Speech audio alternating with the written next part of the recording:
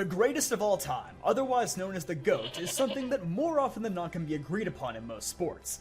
But NASCAR isn't like most sports. Through various generations of cars, competition, and point systems, determining who is the actual greatest NASCAR driver of all time is a harder task than you might imagine. In fact, there are as many as 5 drivers that are in the running for NASCAR's GOAT: Petty, Pearson, Earnhart, Gordon, and Johnson. So I'm going to break down these 5 drivers' careers and compare them against each other to find the arguments for why each one of them could be considered the GOAT. For this, I'll be considering total race wins, championships, the circumstances surrounding those stats, impact on the sport, and how good were they from start to finish. Starting off with none other than King Richard Petty. With his career stats, he should unquestionably be the GOAT.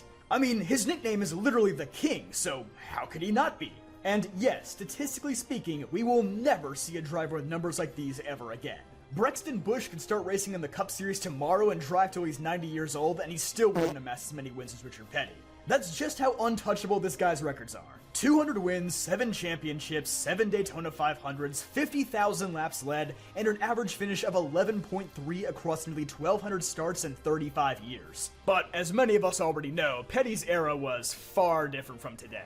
Fields and equipment were far less competitive, and Petty Enterprises was one of the few teams that actually took the sport extremely seriously in its early days. Not to mention, in the old days when injuries sidelined drivers for long stints of the season, or most drivers just didn't have the funds to make it to every race, championships basically just came down to who had the best attendance. When Richard won his first championship in 1964, he and Pearson were the only 2 drivers to start in all 61 races that year. Ned Jarrett started in 60, and then Jimmy Pardue was a distant 4th with only 50 starts. In fact, nearly every year that Richard won the championship, he was only competing against 5 or less drivers who had the same number of starts that he did. And with seasons having 50 to 60 races a year, that win total is also easily inflated compared to today's standard 36 races a year. And let's not forget that when the playing field actually started to level in the early 80s, Richard struggled mightily, going winless in his final 8 seasons. So yes, while the numbers will always and forever be on Petty's side, those numbers do look a little bit flimsier with just a little bit of research. Which is why the one man from Richard's era that could actually run with him is also in the conversation for the GOAT: the Silver Fox, David Pearson. Some may be wondering how the heck this could even be a competition, as David Pearson only had 3 championships and 105 wins. Sure, he's second on the all-time wins list, but that's literally only half of what Richard racked up. But we also have to consider that Pearson only started in 574 Cup races, which actually gives him a higher winning percentage than Richard Petty. In fact, Pearson's win percentage is a staggering 18.3%, meaning 1 out of every 5 races you'd go to, you'd be seeing him in victory lane. And while Pearson may only have 3 titles, that's pretty impressive considering that he literally only ran 3 full-time seasons in his career. Oh, and one of those titles came in a year where he missed 7 of the 49 races. There were 5 drivers in the field who started more races than he did in 1966, and he still walked away with the Cup. That's just how good he was. Even Richard Petty once stated that if Pearson had run as many full-time seasons as him, he likely would have had 200 wins and 7 championships as well, if not more than that. And Pearson didn't have a family-run empire backing him for his entire career either. He would just jump into any ride that would take him. Even in the handful of starts that he made in the 80s, while he never won a race, he would consistently finish in the top 10. Even as a part-time driver in the twilight of his career, facing off against a new talented generation of racers. It may not have been flashy, but he was good from start to finish of his career, which is a glaring omission from Richard Petty's resume. Up next on our list is the Intimidator, Dale Earnhardt. And this is the first driver I'd say whose stats really don't need any further explaining. For the most part, Earnhardt raced full-time in roughly 30 race-long seasons, under a modernized points format and against fully competitive fields. So his numbers are a lot more straightforward than Petty and Pearson. While many drivers have topped his win total of 76, which only slots him at 8th on NASCAR's all-time wins list, I know, what a slacker. One thing that absolutely cannot be questioned is Earnhardt's 7 championships. While Petty's 7 were won in an era where hardly anyone could realistically run for a title, and Johnson's 7 were under the highly controversial playoff formats, Earnhardt's 7 titles are as authentic as they get, which is a huge point in his favor for being considered the GOAT, if you ask me. And this was done in an era where he had to race against some of the best ever. Waltrip, Allison, Yarborough, the competition was anything but easy. Furthermore, Earnhardt arguably has one of the most consistent careers from start to finish. In 22 full-time seasons, he only finished outside the top 10 in points twice, with his worst finish being 12. And he only ever had 2 winless seasons, those being 1981 and 1997. For a guy who ran through plenty of people and had no shortage of rivalries, it's honestly amazing how consistent he managed to be. And with an average finish of 11th across his entire career, he ties Pearson for the best average of all 5 of the drivers we're discussing in this video. And of course, when it comes to iconic NASCAR drivers, few are more well known than Dale Earnhardt. His brand and legacy continues to live on more than 2 decades after his passing, and he's certainly more well known in the mainstream media than any of these other drivers.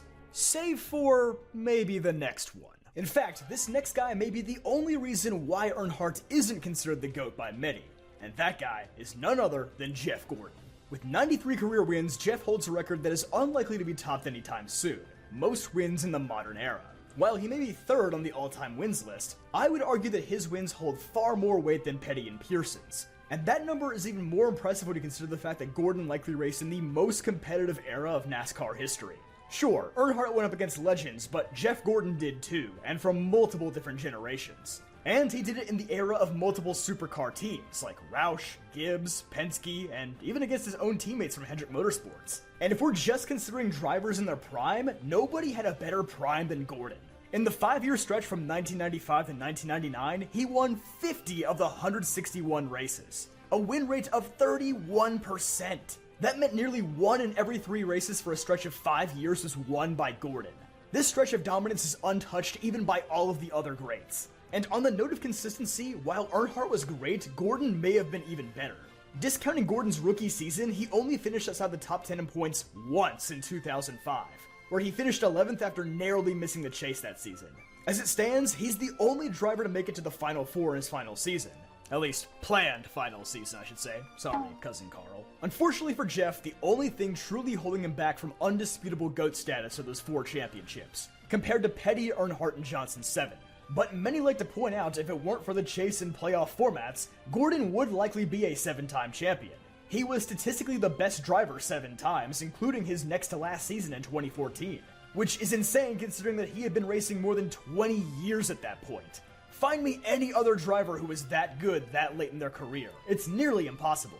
And while Jeff Gordon's brand may not be as iconic as Dale's, if one driver could rival Earnhardt in terms of mainstream notoriety, it would be him. But much like how Earnhardt would never win another championship after Jeff Gordon hit his stride, Gordon would never win another title after Jimmie Johnson arrived.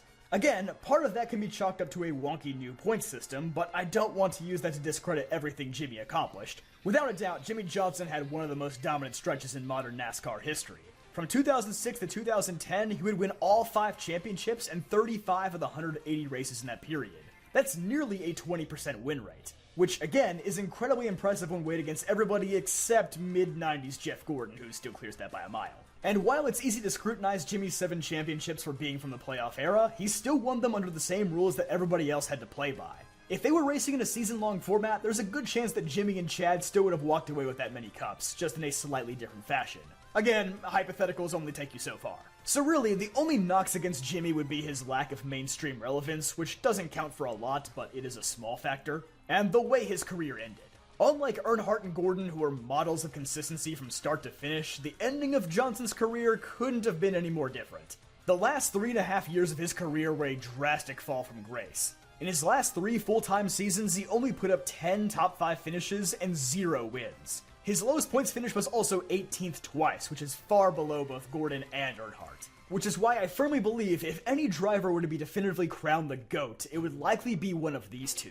Petty's wins and championships just came in an era that's far too different from what we have today. Pearson's entire career is basically just one big what if. Johnson's championships don't quite hold the same weight as the old Winston Cups do. And all 3 of these drivers had rather unceremonious endings to their careers. The only 2 that pass the test of time, broke into the mainstream, and have clear-cut statistics that aren't muddied by external circumstances are Gordon and Earnhardt. So really, it comes down to which one you value more, Earnhardt's 7 Winston Cups or Gordon's 93 wins, the most in the modern era. So which of these drivers do you believe had the more impressive career? Let me know down in the comments. But don't forget to leave a like in this video, subscribe for more videos just like this one, and check out dailydownforce.com for all the latest news, rumors, and ongoing conversations about NASCAR.